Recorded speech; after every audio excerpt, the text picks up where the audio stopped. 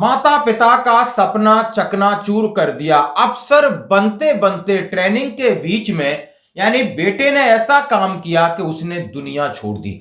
दोस्तों, मामला बड़ा गंभीर है। खड़गवासला एक प्रतिष्ठित संस्थान जिसको हम एनडीए नेशनल डिफेंस एकेडमी में एक कैडेट्स इस तरीके की हरकत कर लेता है कि दुनिया को अलविदा कह देता है। हाँ जी दोस्तों, आर्मी पब्लिक स्कूल का पढ़ा हुआ और उसके सपने थे देश की रक्षा करना, और उस रक्षा के लिए वो मेहनत करता है, एनडीए पास करता है, एसएसबी पास करता है। और जब खड़गवासला में वो ट्रेनिंग कर रहा होता है, वो आखिर क्या हुआ कि सुबह उसको पीटी में जाना था और जब वो नहीं मिला तो वो घर कहीं अपने कमरे में लटका मिला। दोस्तों, बड़ा सवाल हो रहा है कि आखिर ऐसा क्या हुआ?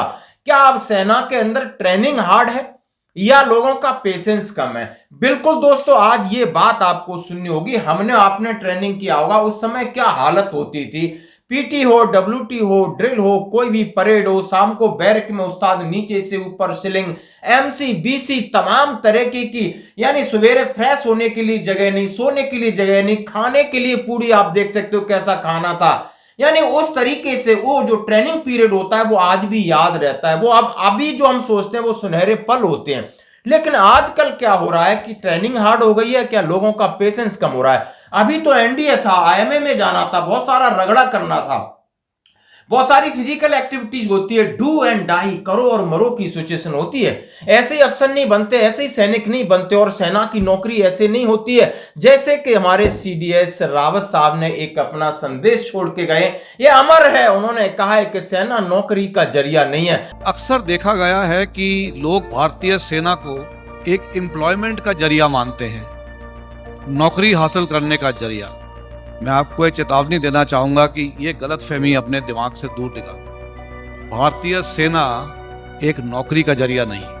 अगर आपने भारतीय सेना में शामिल होना है तो आपको शारीरिक और मानसिक रूप से हर तरीके से आपको मजबूती दिखानी है।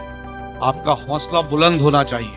आपको कठिन से कठिन समस्याओं का सामना करने के लिए आप में ताकत होनी चाहिए। जहां रास्ता नहीं निकल सकता वहां रास्ता ढूंढने की काबिलियत होनी चाहिए। तभी आप सही भारतीय सेना के जवान कहलाए जाएंगे। भारतीय सेना में आना है तो कठिनाइयों का सामना करने के लिए आपको काबिल होना पड़ेगा। आपको मानसिक और शारीरिक रूप से काबिल होना पड़ेगा। यदि आपको सेना में आना है तो आपको शारीरिक और मानसिक रूप से मजबूत होना पड़ेगा। उन चुनौतियों का सामना करना पड़ेगा। जहां जो असंभव लग रहा है वो आपको संभव करना पड़ेगा। तो आप सेना में आइए, आपका मोस्ट वेलकम है। यदि आप नौकरी करना चाहते हो, यदि बिजनेस करना चाहते हो, पैसा कमाना चाहते हो तो कतई सेना में नहीं आना। और यह बात आज बिल्कुल सत्य हो रही है। यदि आप मानसिक रूप से मजबूत नहीं हो, शारीरिक रूप से मजबूत नहीं हो, क्यों कि चाहे आप सेना के अधिकारी बनने जा रहे हो या जवान बनने जा रहे हो। 215 साल में एक जवान को फौज अलविदा कह देती, बोला जाइए अपने घर। कौन 15 साल यानी 30-35 साल में फौज को छोड़ना चाहेगा? और यहां पर उसको नौकरी नहीं है। यानी सेना की नौकरी है बड़ी मुश्किल और परिस्थितियों से गुजरना पड़ता है।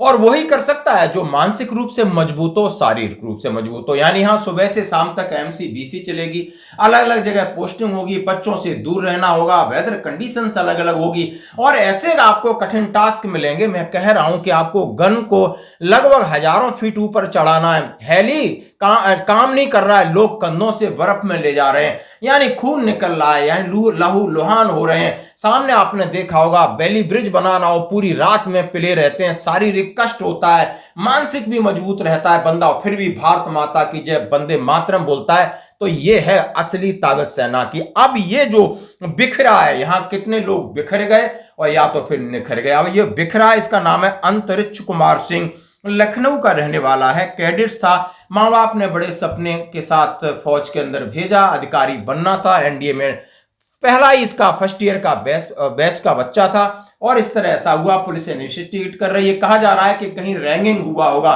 कितनी बड़ी रैंगिंग हुई होगी? उस्ताद भी थे, अधिकारी भी थे, उनको रिपोर्ट कर सकता था। लेकिन यह कदम उठाना शायद क्या सही था? यह कदम से क्या समस्याएं खत्म हो जाती हैं? नहीं, बिल्कुल गलत है।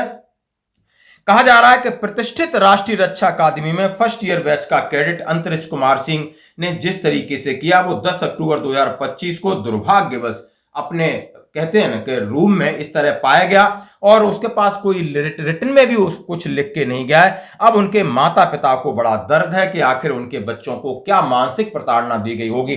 तो माता पिता भी समझ लें, सेना में सब कुछ प्रताड़ना होता है, तब लोहा तप बहुत तपना पड़ता है, तब एक सोल्जर बनता है, और नहीं तो फिर ऑपरेशन सिंदूर हो, डिजास्टर मैनेजमेंट हो, तमाम ऐसी मुश्किल परिस्थितियों में सेना के जवान नौकरी करते हैं। और वो जवान 15, 16, 17 साल में रिटायर्ड होके आते हैं। कोई भी जवान चाहता है, हर कोई चाहता है मैं 60 साल नौकरी करूं, आराम से सिविल में 8 घंटे नौकरी करूं। आज 24 घंटे की नौकरी है। एक स्पोर्ट्स पर्सन की तरह उसको डेली अपने आप को तैयार करना होगा, फिजिकली और मेंटली, तब ऐसा होता है। तो दोस्तों, यानी आपको कहीं ना कहीं थोड़ा निडर रहना होगा, थोड़े बेशरम भी होना होगा। कहीं ना कहीं आपको कोई बात कही जाती तो उसको दिल पे नहीं लेना, ये मानसिक मजबूती होती है। जो भी काम है शाम को थोड़े से लगाओ, टोट लगाओ और सो जाओ। लेकिन दोस्तों, ऐसी परिस्थितियां अब आगे दिन आएंगी। आप देख रहे हो ऑपरेशन सिंदूर आपका चल रहा है, अब JNK में ऑपरेशन चालू है, ईस्टर्न में जाओ वहां पर शांति नहीं है, और किस तरीके से, और आप लोगों का सबको पता है कि छुट्टी कितनी मिल पाती है, कैसे मिलती है छुट्टी,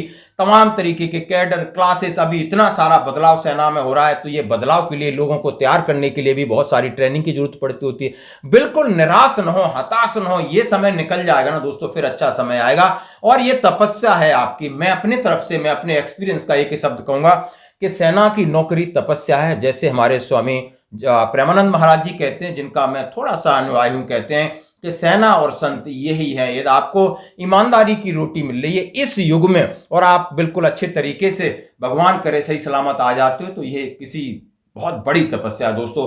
तो पेशेंस रखें, अपना पेशेंस बढ़ाएं, थोड़ा इग्नोर करना सीखें, ये मेरी आपसे सलाह है।